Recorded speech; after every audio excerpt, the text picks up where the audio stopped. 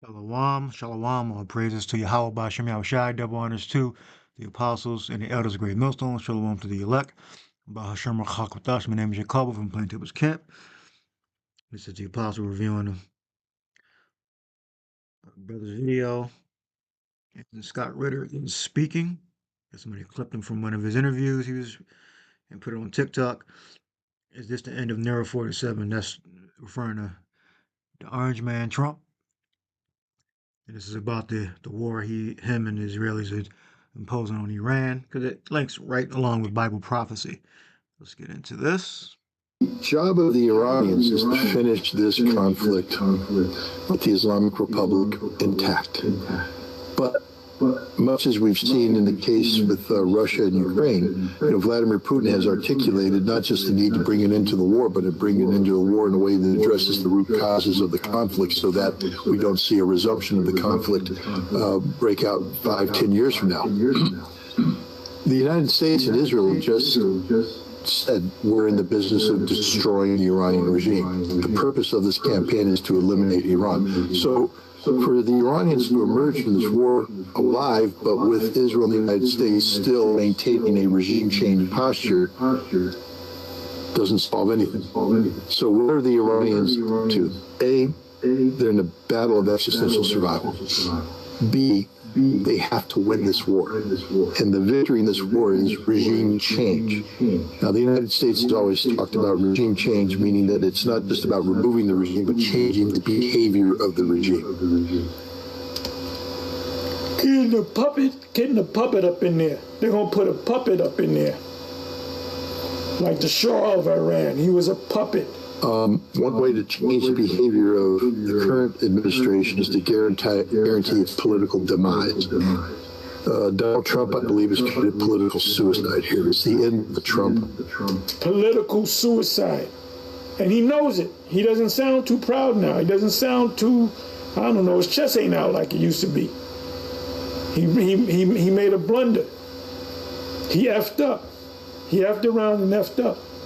Presidency. This decision to bomb Iran, if he doesn't win quickly and decisively, it's over. He will be routed in the midterm elections and be impeached, probably convicted, and that's the end of him. So there's regime change. So we're going to see what's going to happen. So now he's in desperation mode. He's going to do things. Will he declare himself dictator like Julius Caesar? The Epstein files. This war took people's mind out of the Epstein files, the PDF files. So if he loses this war, if they said they're going to be out there, they're planning to be out there for another month, 4 weeks.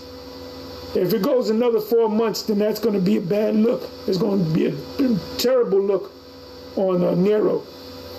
Right there. Benjamin Netanyahu, likewise, if you don't get regime change and Iran retaliates and does significant damage to Israel, it's the end of Benjamin Netanyahu's government and viability as a leader. Then the question is what replaces them?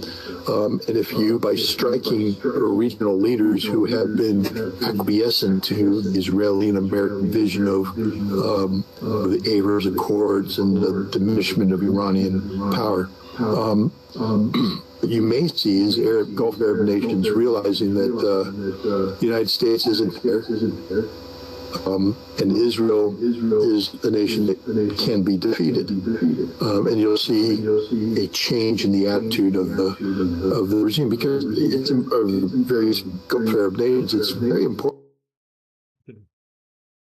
Yeah, their political careers could be over, and then the next devil will stand in their place. Okay, so remember Trump was the no new wars president. Scriptures always say, well, what scriptures say about the rust? It has not all been wiped away, roughly paraphrasing. All right, just gotta look at him. You're gonna see the rust. You're gonna see the sin, the corruption, the lies. It says, Psalms 55:20. He put forth his hands against such as be with peace with him. He hath broken his covenant. Yeah, because he'll say one thing and do a completely opposite thing. He'll tell you to make concessions, and he makes none. He's not a moral man. Psalms 55:21. The words of his mouth were smoother than butter, but war was in his heart. His words were softer than oil, yet were they drawn swords. All right, that's how Esau operates. He operates with deception. The thing is, these nations already know that. It's not like, oh, we thought you were serious. No, they already know that you are devils. They're just acting just like you are. They know you're a bunch of devils, all right? Because you all agree on a certain lie together. Like all of you, all of them, who the real Israelites are. Y'all agree on that lie. Space program, you agree on that damn lie too. So it says, the words of his mouth were smoother than butter, but war was in his heart. So Esau, Edom, he's a militant man. Remember Esau, Jacob tried to overtake Esau with those I think it was 400 men. Not Jacob, Esau tried to overtook Jacob, and Jacob split the children and his wives up just in case they came and you came for war or whatever. But he didn't come for war. It's just that's just how Esau rolled back then and now. But he didn't harm Jacob, our father. So we know that the sword. Let the scripture say, "He beareth not the sword in vain." He beareth not the sword in vain. So it's a reason why. All right, it's a reason why. So he can kill and destroy. What the thief cometh not but for to kill and to destroy, as Esau. All right, Esau reincarnated in the Romans, Edomite Greeks, Edomite Romans. Now these Europeans, because the conquest of so-called Europe was about genocide and genetically replacing the people, deporting them, mass murder, and all that. That's what those campaigns out of Rome was about. Was about replacing the native inhabitants with a bunch of devils, their own seed. That was mass murder, mass rape that took place. Is this the end of Nero 47? A sound of battles in the land and a great destruction.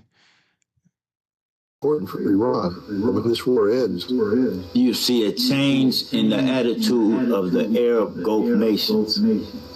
All right, and that's biblical prophecy. That's Second Ezra, the 15th chapter, which we're going to read that as well. That's prophecy. Second Ezra is the 15th chapter. Second Ezra is the 16th chapter. Daniel the 12th chapter. Jeremiah 30 verse 7. Matthew 24. Prophecies, prophecies, prophecies. Okay. They're all gonna band together over in that region, and they're gonna destroy them small hats over there, man. All right. They're gonna destroy them small hats. Trust and believe they rallying right now. All right. This isn't just happened at the end of the 12-day war. You brought an end to the fighting, but the mindset still was in place to achieve regime change, and that's what we see today. When this war ends, Iran must not only survive, but must have created a geopolitical transformation in the region away from sustaining U.S. and Israeli regime change plans against Iran. And so this is going to require the defeat of the United States military. The U.S. military is defeated not by sinking ships and shooting down airplanes, but by not winning.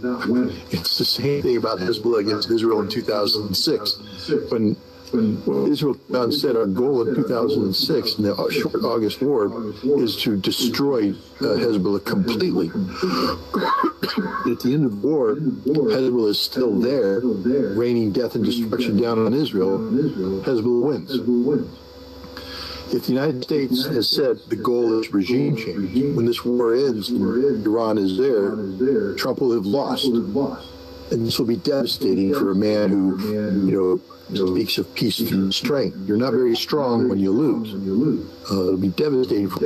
You're not very strong when you lose. He called himself, went from the Department of Defense to Department of War. That means you're proactive. So if you lose a war, you're going to look bad. Let me bring that back.